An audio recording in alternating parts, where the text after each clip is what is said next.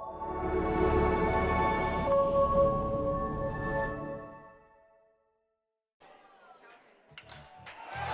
a hard-driven ball. Go ball, go ball. See ya! There you have it. A walk-off home run by Jordan Bach gives the Giants the win.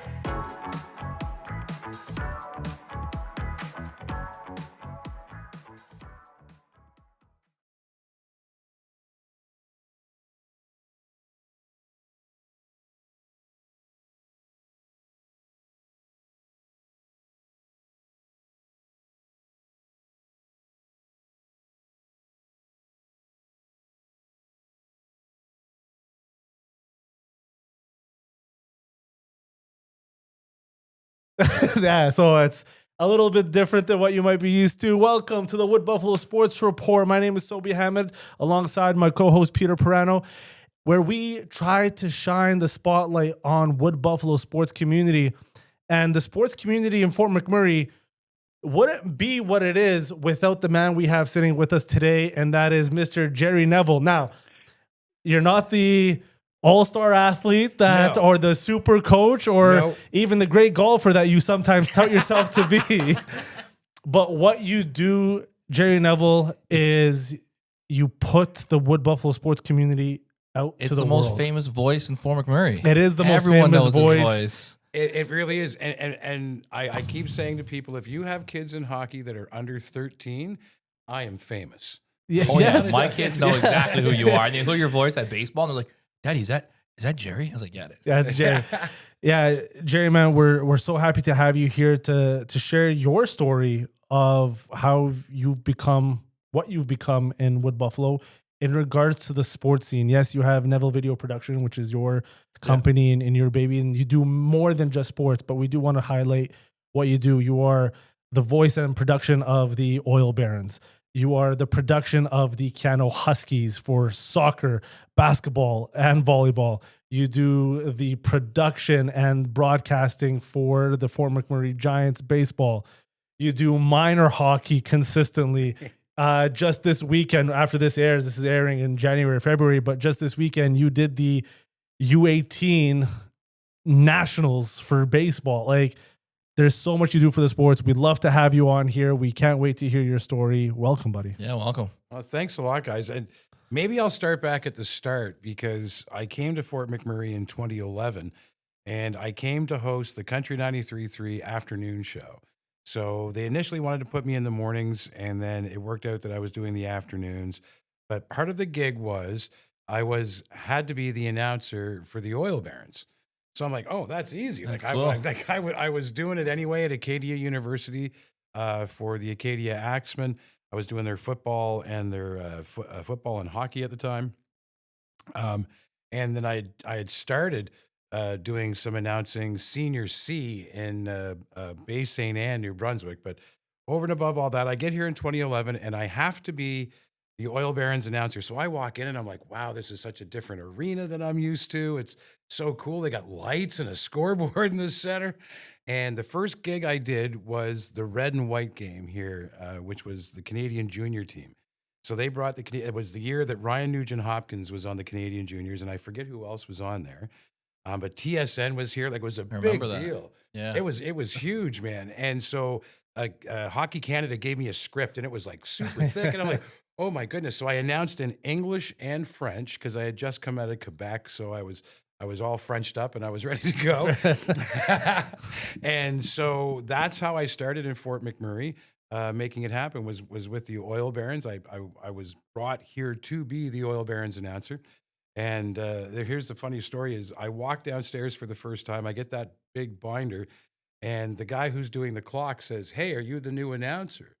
And I said, "Yeah, I'm the new announcer," and I'm all jacked up, ready to go. And he's like, "Well, you better be good, because we like the last guy." So it's like, welcome to the team. You got big shoes to fill, man. Yeah. And you do have such a distinct voice. Now, that's kind of your role in sports, but let's go even a little bit further back. How did you get into this broadcasting world? Oh, wow. In So general? you'll actually like this one here, both of you, because you're teachers. My grade 6 teacher was Charles Mustang McNichol. What a name. That's what I'm telling you, man. It was awesome. It was grade 6 was one of those pivotal years for me. They should have held me back in grade 6. I should not have gone to grade 7. They should have held me back. But Mr. McNichol worked really hard to get me through. Like, he was one of those teachers that just gave that extra little bit. So we were living in Germany because my dad was in the armed forces, and it was before cell phones, and the Canadians didn't have landlines. So if you wanted to talk to your parents or call somebody, you just went to the local radio station, and they would be like, "Hey, Donnie Neville of Ruby Neville, your son's here at the radio station. Can you come pick him up?" Right? So that's what happened. My dad forgot to pick me up from swim practice, and I walked over to the local radio station, knocked on the door, and my grade 6 teacher answered, and he's like, "Oh, come on in. You can sit in with me and watch." And so I walked down the hallway, and I'll never forget, on my right-hand side was a production studio with track lighting and big reel-to-reel machines and this giant microphone. And on my left-hand side was the biggest music library I'd ever seen in my entire life. So I was like, wow, this is so cool. It's so cool. And we go into the studio, and it's dimly lit, and he sits behind the console, and this giant microphone's there, and he has a case of Lowenbrow beer in the back. His girlfriend is there, and the music is blaring. He's playing the song, "Here Come the Judge, Here Come the Judge, Here Come the Judge." And when in a radio studio, you turn your microphone on, the speakers cut out, so there's no feedback. So as the music's blaring, he turns his microphone on, and I'm just like, what's going on? There's no music all of a sudden. He's like, "Hey, it's Charles Mustang McNichol, blah, blah," and he's doing his thing, and he's talking, and he's taking the needle off the record as he's talking. And he picks up the record. "Do you like that one?" "I don't." Throws it up in the air. "We'll play another song for you, CFNS. We're going to go, blah, blah, blah, blah." He turns the microphone off. The music comes blaring back on, spins around, grabs a beer, starts to drink it, and his girlfriend sits on his lap. And I went, that is what I'm going to do for the rest of my life. And that's how I started in radio. That's awesome. I started doing dances, queuing up tapes for the local DJ at the teen dances. Then I went to Dartmouth Cable when we moved back to Canada, and I walked in and said, "Hey, I want to be on TV." And they said, "Hey, how about we teach you how to use a camera first?" And so when you're in front, you know what's going on. And I mentor kids here in Fort McMurray with broadcasting. My very first broadcast is on my Facebook page, and I'm very open about it with the kids. It sucks. It is by far, it's the Rush rally to Halifax. We're trying to get Rush to come to Halifax because every concert that was going to Halifax at the time got canceled. And it was like they didn't sell enough tickets. The band just didn't want to come, whatever happened. So we were doing this thing to get Rush to come. And it sounds like, "Hi, I'm Jerry Neville, eh?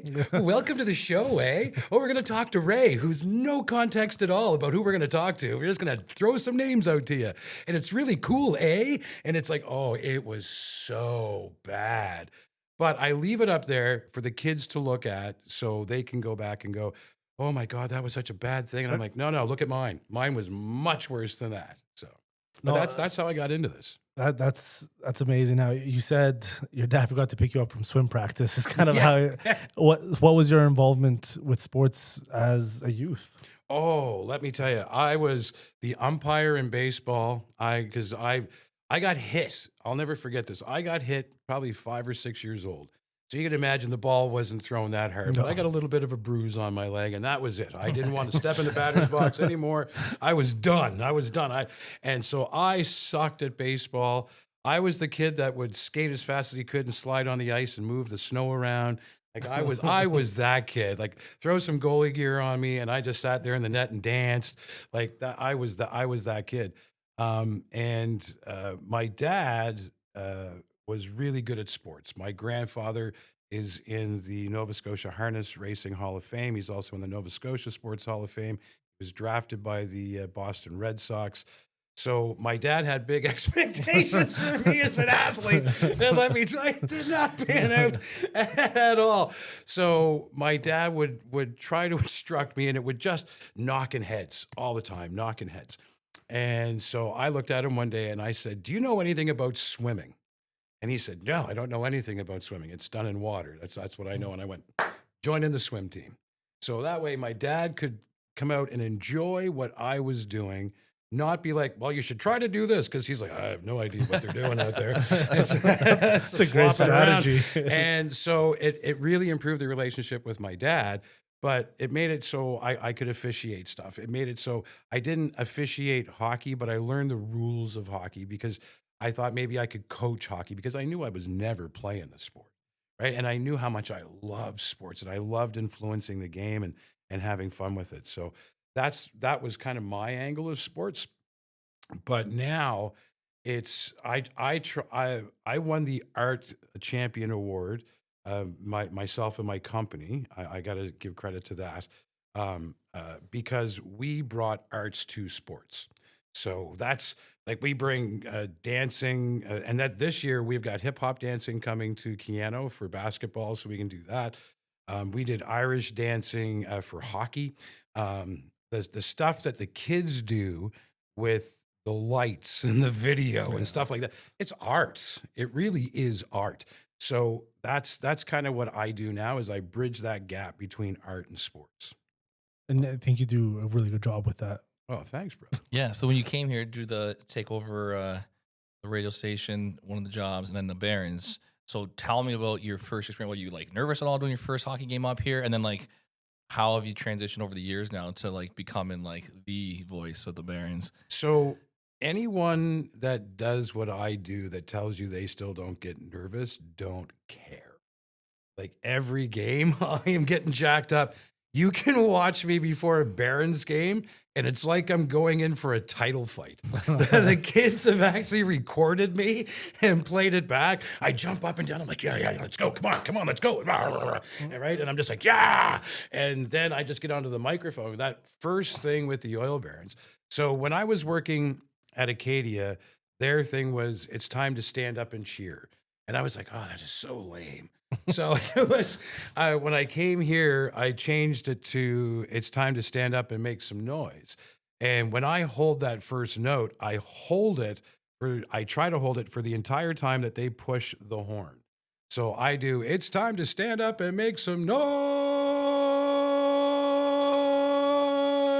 for your Fort McMurray Oil Barons. So that's the whole time that they're hitting the horn. So the whole time that they're coming out, that the crowd's being entertained, get that extra push, that little bit of energy. That's crazy. You have goosebumps. Yeah. It just gets you hyped up. So but I promise you, I do it much louder. The microphone's further away from my face. I'm a little bit more jacked up. There's times where I'm so excited, like home opener day. Yeah. Like when I'm introducing every kid on the team, like that to me is something special. So that's 1 year. Here's something for you. We treat the Barons like an NHL franchise, right? We've got the lights, the scoreboard, you see everything going. And so one day, one of the members of the food bank came to me and said, man, you guys do such a great job with the Barons and doing and everything. What people forget these are kids. Yeah. They're between the ages of 16 and 19, 20 on the outside. They're kids. Yeah. So we did, unbeknownst to the Barons, like this was a big thing. I get emotional about stuff like this. We did Bob and Janet Smith entrusted the Oil Barons with their son, Bobby Smith, number 16, who plays defense, right? So he does that. And I know I'm getting like, that's what I do. But they skated out and they saw their parents on the screen, not them, which was really cool. And a picture of them when they were a kid. Yeah. Right. So that was really cool to be able to do that. So people remember their kids. They're kids. So when they're yelling at them, and the kid's in a fight in the corner and all this, that's 18 years old. Yeah. There's a lot of kids that are still at Merck. Like we have an education coordinator for the Barons, Jen Pope, yes, who gets these kids through school. Yeah. We had a kid 2 years ago who was student of the year in the AJHL, is going to be an engineer, came through our program. To me, that's more important, is helping the kids succeed to who they are. Rather than hockey. I would rather see hockey be the platform that gets them to where they got to go. And I think that message that you have has translated to your time with the Huskies as well.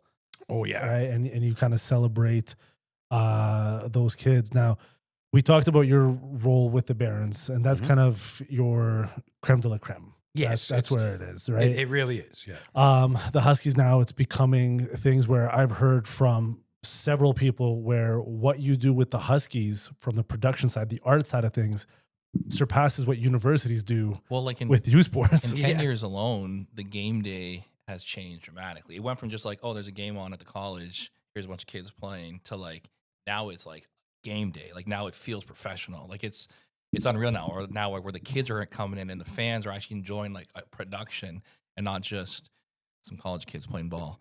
It is, but the purists. So there are purists to every game. So we have done things to basketball, to volleyball, to soccer. Soccer, not so much. They asked us to come in and change soccer. The soccer people did not want us to change soccer. They probably should have talked to the soccer people first. That's why we don't do as much production with soccer. Only because it's not geared for that game. Right. If you watch that, it's more fans singing stuff than people playing music. It's not really a break. But what we do for basketball, I'm telling you, we didn't know what to do. We've never seen a basketball game or anything. And we did the basketball championships. The first one Keanu did, I think in 2015 or 16. And we went to see the Toronto Raptors that year. And I'm like, Jennifer, my wife, who runs the company with me, I'm like, there's no way we can do this. Like, oh my God, they've got flames and there's people dancing and giant flags. Like, how are we going to bring this to Fort McMurray? Watch this year. I think we're 5 years away, or we're 10 years away from us seeing our first basketball game. Watch what we're going to do this year. I think you will be especially pleasantly surprised with what goes on.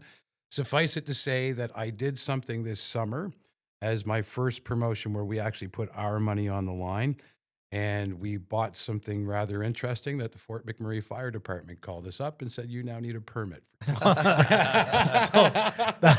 That's a nice little cliffhanger for what's about to come. Yeah. But you try to make things, you treat the Barons like a professional hockey team. The production for the Huskies is you went and watched a professional team to kind of get that inspiration. Now, obviously, you're limited to capacity of arena and whatnot, but And there's budget. and there's budget's a big one. right? Yeah. But there's people that are like, you go down to the U of A and you watch the Golden Bears play, and it's not it's not even not even remotely close to what and we they have the here. crowd. So imagine, and granted, our crowd has gotten a lot bigger over the years, but like imagine, if they saw what Keanu did, like even for the players to come play for Keanu, like must be special for these kids now, because when you go play at home, it feels special. It's one of the things that I've always found here in Fort McMurray is it's so hard to get kids to come here. Yeah. So whether you're recruiting for the Barons or whether you're recruiting for Keanu, it's always, you have to lay it on a little bit more, right? Like we just don't have buses. We have luxury buses with Keanu written on the side, right? That we are going to travel with your kids in, right? Yes, I realize the students have a large say in where they're going to go, but parents need to feel safe where they're sending their kids, right? So that's part of it. So the Oil Barons, over and above the fact that you see them play hockey and the 50-50 and everything else, there's volunteer and billet coordinators behind the scenes that make sure that everything goes through. And I'm going to tell you some of the stuff that I found out recently about the Barons is you're not allowed to have the kids in bunk beds because they need to have their own separate beds. The top kid can't wake up the bottom kid to make that sort of stuff happen, because if you have one kid that's a restless sleeper, and I'm just like, wow, I never would have thought of stuff like that. They have to be in bed by 10 o'clock. If they're not in bed by 10 o'clock, asleep by 10:30, then you have to call the billet coordinator, because if they show up and they're, I was up late last night, billet coordinator's calling you, right, to make that happen. There's rules in place to create the safety for these kids so parents feel safe sending them there. So over and above all of that, now the parents get to come up and see, oh, wow, like I can watch it on game day and it's not a single kid. There's replays. Oh, wow. There's a score clock with the score and the shot clock on there. Those little things make a huge difference. And I'll give you a prime example is with the Baseball Canada National 18Us that we just did this past weekend. There's a guy who does a podcast out of Winnipeg, Manitoba. His name is Matt Kundle. It's the Sound Off Radio podcast, and it talks about radio and the business and stuff. Matt and I started out in radio together in Nova Scotia. He was going to Acadia University taking a history degree, and I was fresh out of broadcast school. So it was, the two of us started together. He called me today, and I haven't heard from Matt Kundle in probably 25 years. Wow. My phone lights up. It's Matt Kundle. I'm shopping with my wife, and I'm like, oh my God, look who's calling me. Because my wife, who was in radio as well, knows Matt Kundle very well, makes it, I'm like, oh my God. I'm like, hey, what's going on, man? It's like, he was watching the 18U National Baseball Championships. His son is an umpire, and his buddy was umpiring the gold medal game, and he was watching that. And he said, as soon as he saw that it was Neville Video Productions in Fort McMurray, he's like, there's only one Neville in Fort McMurray that's going to be doing this. So he knew it was me, went to the website, saw a picture, went, yep, that's him. And called me the next day. So he had a client that was watching it because his kid was playing. He had his son watching because he was watching his buddy umpire and trying to see everything. And then he was watching. To have them say, man, to have the score bug there, to be able to have all those cameras that you had to make that goal, like that was wow. And over and above that, every one of those kids that was there can watch that game back. In a professional, you know what I mean? It's not mom holding the cell phone, making it happen. Yeah. It's a real thing. So next year, when it comes time to do this, coaches can go, and this is where we're going to go, right? So not only have you upped your level because you're going to a national championship, this is it. And we're going to broadcast this on Rogers across Canada, which we did this year. Yeah. Which was something else. Super Like cool. now, Ontario didn't play the BC Manitoba game, but Ontario played the Ontario games across their stuff. The BC Rogers played that like to have that alone. Yeah. And we were averaging 2,500 views on YouTube with that. That says a lot to the athletes about how much Baseball Canada has invested in them. Right. You know? That's awesome. I know even for Keanu. So this summer I coached Team Alberta again, and some of my drill coaches are current players in the ACAC from different colleges, and they're just like, oh man, coming up to Keanu, they're like, it's like one of the nicest gyms, but it's like one of the hardest to play on. Like they're like, it's so loud, and you got your fans are crazy and they're wild and they're out of control, and then you got guys getting them pumped up on the stereo or on the speaker system. Then you got music going, you have this going. They're like, it's the craziest production, but they're like we love playing there, but we hate playing there. And that's because of of what you're doing, right? So and the Barons, the same thing. We have in the AJ, they ask the players, like, where do you like to play? What's good? And They all say they love coming to play in Fort McMurray because of the production, the replays, the lights. And they also say we hate going to Fort McMurray because of the replays, the lights, and all this other stuff, because it's intimidating. It's when we're bringing the kids out and the lights are going and they're watching, they're like, this is like an NHL game. You know what I mean? So it's almost like we have to play extra hard. But at the same time, it makes it harder for the Fort McMurray teams because now they're like, okay, we got to bring our A game. We're going to Fort McMurray this weekend. They're going to have the lights and all the stuff that make it happen. So it's a good thing, but a bad thing. But I bring it back to, with all of that, parents feel safer sending their kids here, right? I want to get back to that. Is the big thing is recruiting and getting the kids to come is extra hard here. When they see everything that goes on, we used to, at the Oil Barons, have family day during training camp where we would bring all the families in and we would do a big barbecue. During that time, they had the big screen going and we had the lights going, right? So the parents walked in and were like, oh, wow. Like they were serious about this. Yeah. Like this, they do have 50 moving lights and a 4-sided video scoreboard with 4 sides and a big cube underbought. Like, wow, it's something else. So it helps parents be able to send their kids. And not just send your kids here, it will bring kids here as well, and so on and so forth. Well, yeah, like even my kid who's 10 years old is like, oh, Daddy, I want to play one day, right? Because it feels so professional. I have never said your kid's name right, by the way. I always say Perino, and I know I always say it wrong, so I apologize. It's all good. He loves it either way. I had a kid, Jovan Sidhu's brother, came up to me in the dressing room. I was walking down the hallway, and he's like, "Excuse me, Mr. Neville, could you pronounce my name right today?" And I'm like, "Oh my God, I thought I was saying it right. I was saying Sidhu," and he's like, "No, it's not a Sidhu like you're right, it's Sidhu. So could you please?" I'm like, "Yes, no problem. Awesome. I will fix that." That's huge. Now, we've talked about all these things that you've been involved from the minor hockey association when you do minor hockey week, and Yeah, you're that's in there super and cool. doing Like, there. I think that's one the of the kids get so and it's not pumped. just you. It's you've called me up a couple times to try to help if my schedule allows it. You have such a great team of people. You've mentioned that you have kids involved in your employee pool to kind of show them what broadcasting is.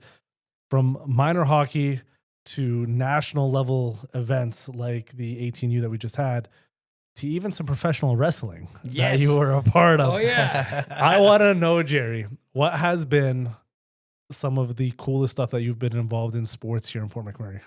Wrestling is definitely the coolest.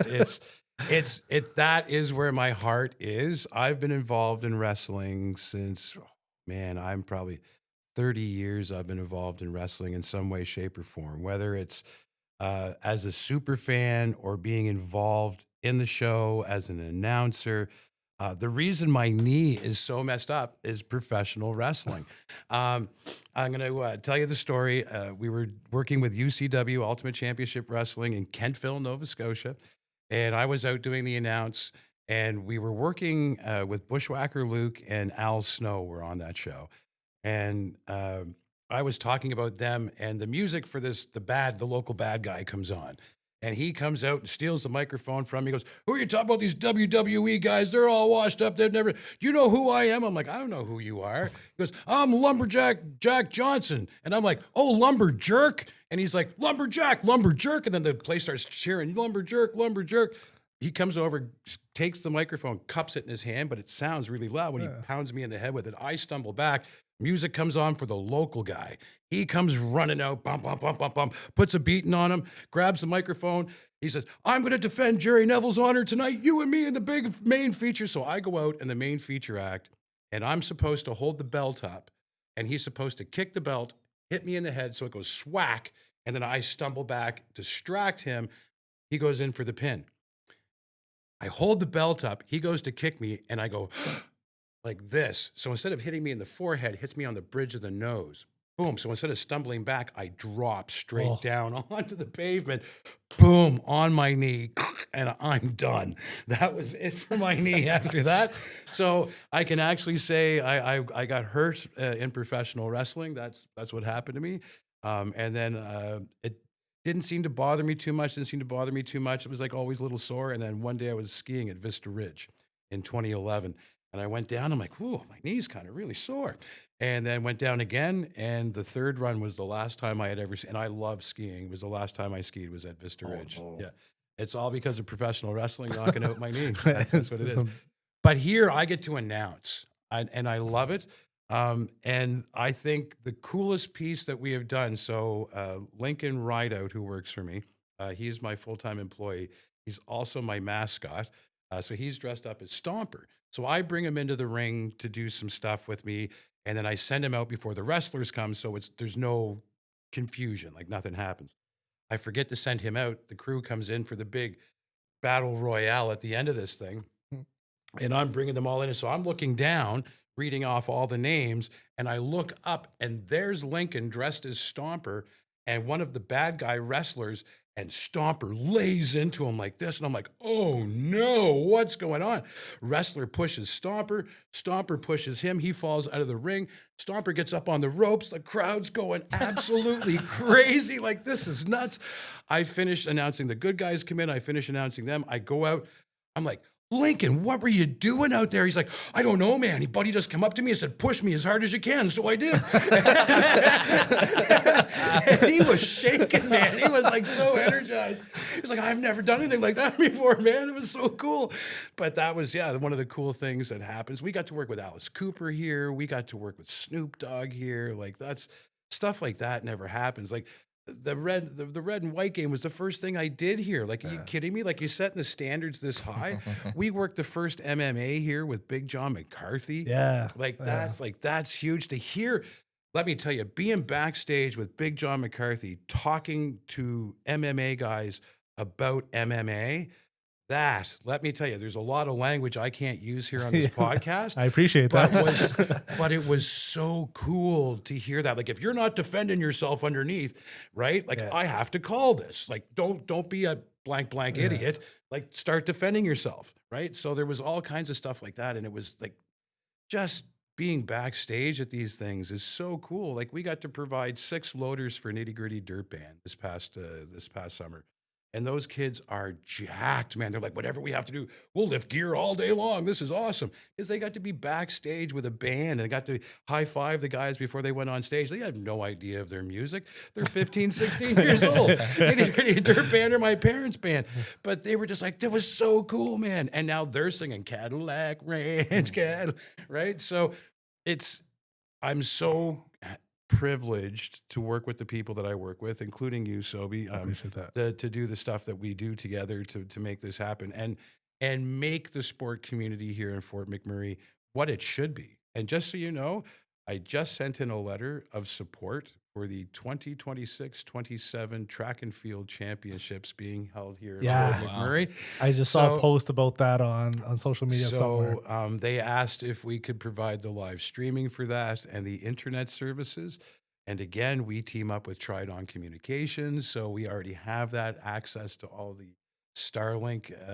We set up Starlinks, and I could set up 3 Starlinks, and we could have 3 separate internet services going and make all of that. But again, it's Fort McMurray. Like I went to Tridon and went, hey, how about we partner up on this, because we had done something else. They're like, this would be great. We want to get out in the community, and you're out in the community, so let's team up to make this happen. So the Canada Day Parade, which we did with the Multicultural Association, we broadcast that on Starlink. Right? So we could have internet right there on the corner of Franklin Avenue. We just broadcast there. We did a game, women's 5-a-side. This is, I hope I don't cry on this one. Women's 5-a-side football of Fort McKay. Yes. Oh, yeah, right? Dylan, Dylan talked about that. Oh my God, man, to have that.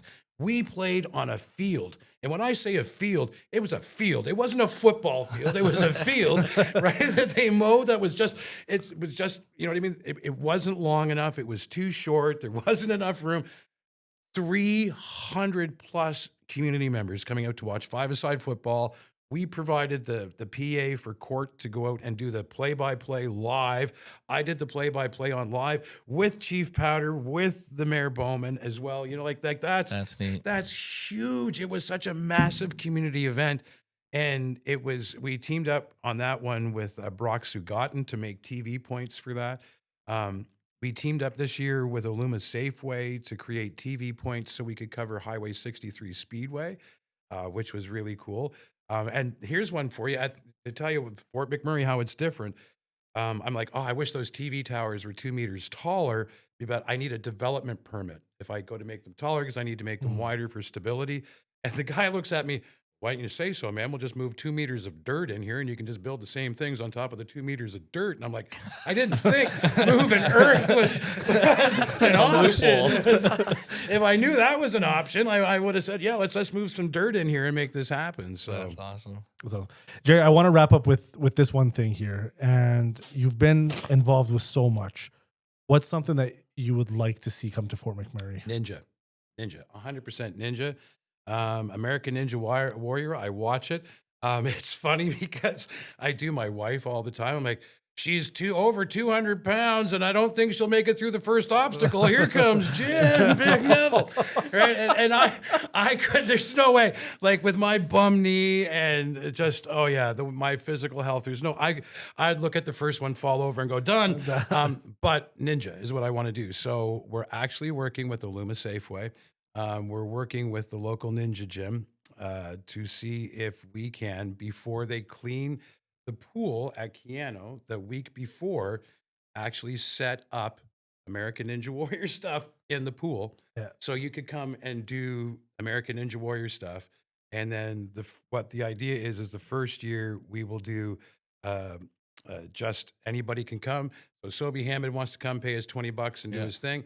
Sobhi Hammond makes it through. You know, Sobhi, tomorrow we're doing the finals. You want to come do this again for free? Oh, yeah, I'll be here for free, right? And we do that to make it happen. And then the next year, we become an official American Ninja Warrior qualifying event to go to the event in Los Angeles. So, like, that's what I want to do. That'd be cool. Like, forget about small things. Like, I'm talking big things, man. Like, This is the days of think big need to come back to Fort McMurray. The days of sitting down doing nothing have to be over. The days of just holding your cards close to your chest. Let's open this thing back up. Let's rock this for the kids. Like, let's really rock this for the community and make this happen. And if we can do it with a couple of moving lights and some video, baby, I'm in. That's it. That's it, man. That's I love awesome. it. Jerry, thank you very much for joining us, yes, buddy. sir. Sobhi, thank you, man. Thank you. Thank We you. love Appreciate it. you sharing your story. We love what you do in your community. And I think Yeah, thank you so showing the much. spotlight, yes, you might not be a sports guy necessarily in the coaching or the athlete perspective, but what you do for the sports community, putting it out there for the world to watch, making it something where these kids, whether it's minor hockey or the Barons, they're kids at the end of the day, are able to really have a different experience. So thank you very much, man. Yeah. Yeah, and I want to say, most of what we do is done by teenagers. Yeah, It's, yeah. uh, Your like- employees are Yeah, mostly teenagers, right? So- students kind of getting that. So Yeah.